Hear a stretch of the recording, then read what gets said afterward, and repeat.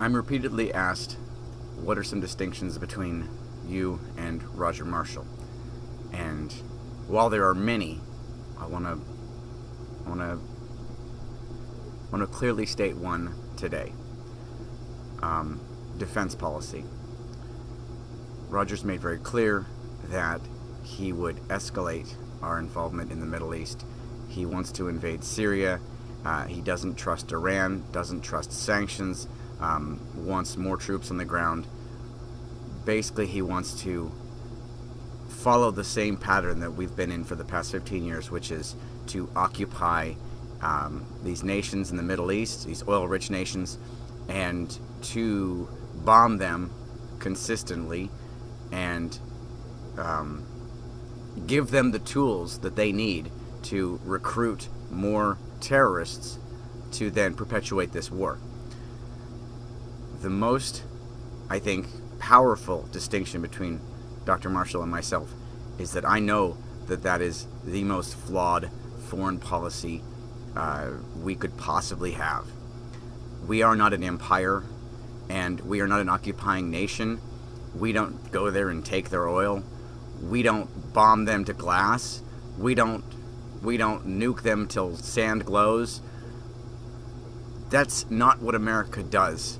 And as long as we continue on that path, we betray everything that this country stands for. The men and women in Congress and in the White House who consistently send other people's children to fight in these battles, there's one clear distinction that they have. They've never fought. They've never gone to war and watched men die. And I have. So when you want to know a distinction between the doctor and myself, he will continue down a path that I believe will lead to our own destruction. And I will absolutely change course. And I will never put innocent young men and women in harm's way without sincere justification, without exhausting every other option first. The greatest tool in our defense arsenal is diplomacy. And diplomacy is something that the leaders in Washington clearly demonstrate that they don't have. They can't be diplomatic with each other. How can we expect them to be diplomatic with foreign nations?